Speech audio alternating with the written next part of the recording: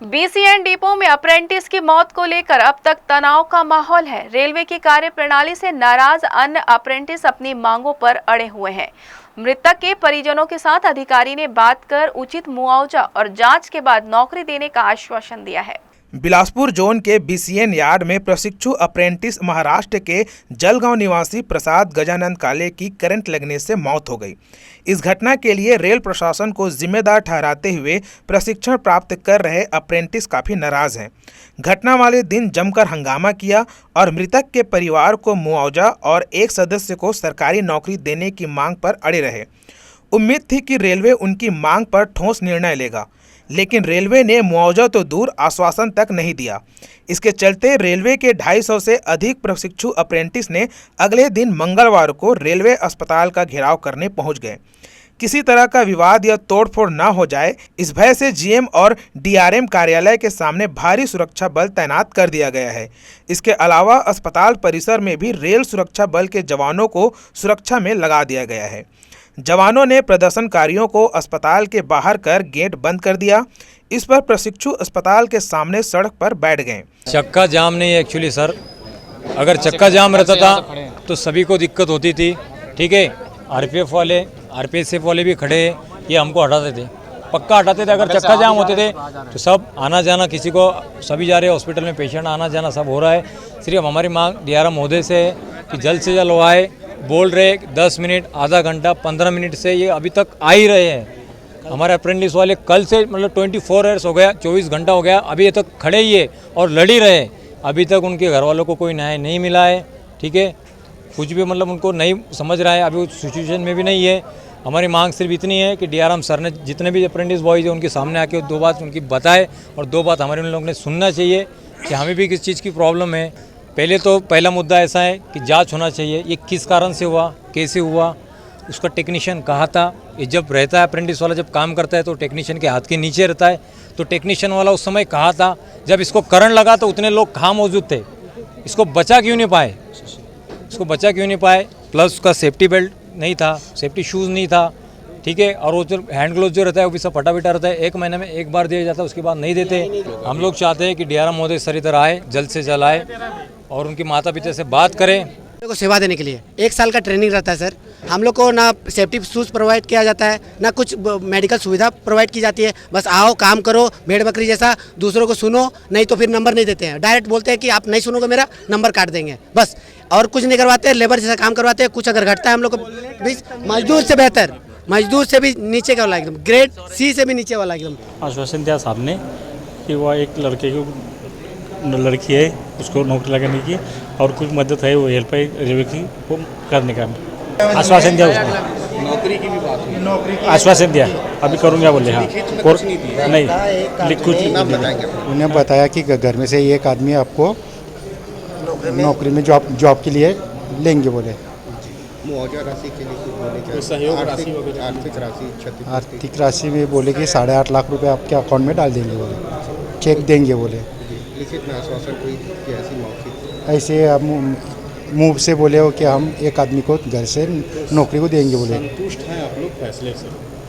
हाँ, तो क्या हमारी बॉडी भी अभी 30-32 घंटे हो गए बॉडी पड़े है, उसके वजह से हम भी संतुष्ट हो। साथी की मौत के लिए रेलवे प्रबंधन को जिम्मेदार मान रहे प्रशिक्षुओं की मांग पर एडीआरएम, सीनियर डीसीएम समेत अन्य अधिकारी मौके पर पहुंचे और मृतक के परिजनों से बात कर उन्हें उचित मुआवजा और जांच के बाद नौकरी देने की बात कही है।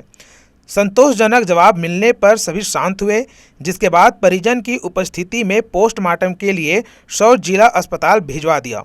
वहीं परिजनों ने भी अधिकारियों के आश्वासन पर सहमति जताई है। जो मृतक हैं उनके परिवार से बात हो गई है और उनके परिवार कन्विंस भी हो गए हैं। रेलवे रूल के तहत जो भी मुआवजा राशि उनको मिलना है और जो भी प्रक्रिया है रेलवे की, उनसे वो कन्विंस हो गए हैं और पोस्टमार्टम के लिए भी तैयार हैं।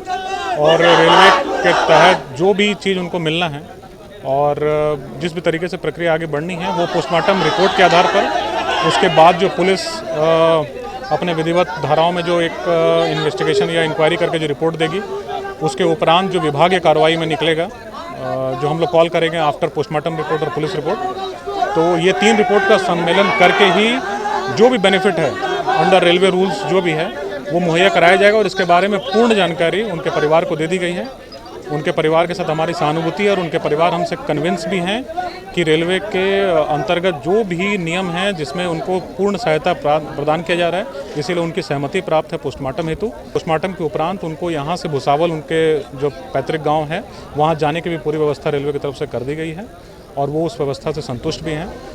हाँ, जहाँ तक रहा सेफ्टी का सवाल, वो इंक्वायरी के उपरांत ही हो सकता है कि पुलिस अपने इंक्वायरी में पहले तो डॉक्टर क्या बताते हैं कॉज ऑफ डेथ, उसके उपरांत होता है कि पुलिस अपने पंचनामा में या उनके इंक्वायरी में क्या आता है और पैरेलली जैसे पोस्टमार्टम रिपोर्ट आएगी उसके बाद विभागीय कार्रवाई होगी, विभागीय यानी कि जांच होगी। उस जांच में क्या रिपोर्ट आएगा उसके बाद ही ये आएगा सेफ्टी का या फिर मान लीजिए जो भी चीज़ें जो एलेज की जा रही हैं वो तो तभी उसका पुख्ता तरीके से हो पाएगा जब वो विभागीय जांच होगा उसके बारे में। मुआवजा कुछ दे रहे हैं? मुआवजा देखिए उसमें ये है कि जो लास्ट ड्रॉन सैलरी रहता है उसका 50% मल्टीप्लाइड बाय फैक्टर ये अप्रेंटिसशिप एक्ट के एनेक्सर 4 में दिया हुआ है, तो उसके तहत अराउंड अबाउट 8 लाख से कुछ ज़्यादा एग्जैक्ट उतना ही के अराउंड जो है मुआवजा राशि जो है जो नियम के तहत जो एक्ट के तहत दिया नहीं।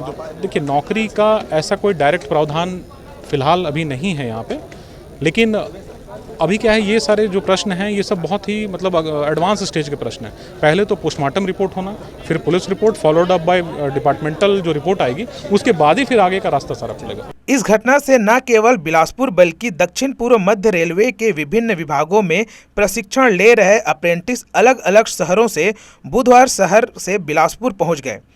सभी घटना के विरोध का समर्थन कर रहे हैं। उनका कहना है कि घटना केवल रेलवे की लापरवाही की वजह से हुई है। इस मामले में रेलवे के अधिकारियों और जिला और पुलिस प्रशासन के अधिकारियों के समझाइश के बाद मृतक के परिजन तो मान गए, लेकिन अप्रेंटिस के प्रशिक्षु कर्मचारी अपनी सुरक्षा की मांग को लेकर अड़े हुए थे, जिन्हें पुलिस प्रशासन के द्वारा समझाइश देते हुए खदेड़कर रेलवे अस्पताल से बाहर हटाया गया। बताया जा रहा है कि वर्तमान में करीब 1100 अप्रेंटिस अलग अलग विभागों में प्रशिक्षण हासिल कर रहे हैं। इन्हें 1 साल के प्रशिक्षण के बाद जो अंक मिलता है रेलवे भर्ती में उनका अतिरिक्त लाभ प्राप्त होता है। इस दौरान इन अप्रेंटिस को 7,000 प्रति माह दिया जाता है, लेकिन आरोप है कि आराम तलक कर्मचारी खुद को आराम फरमाते हैं और इन अप्रशिक्षित कर्मचारियों से जोखिम का काम करा लेते हैं। अपने साथी की मौत के बाद यह सभी अपने लिए बेहतर सुरक्षा इंतजाम की सुविधाएं मांग रहे हैं, लेकिन अपनी मांग मनवाने के लिए जिस तरह से इन्होंने रेलवे अस्पताल के मुख्य द्वार पर धरना प्रदर्शन कर मरीजों को परेशान किया, उसे उचित नहीं कहा जा सकता। वहीं इन लोगों ने नियम विरुद्ध सड़क पर चक्का जाम भी किया, जिस पर पुलिस चाहे तो उनके खिलाफ कानूनी कार्यवाही भी कर सकती है। जी न्यूज के लिए कैमरामैन गोपाल मौर्य के साथ मोहम्मद नासिर की रिपोर्ट।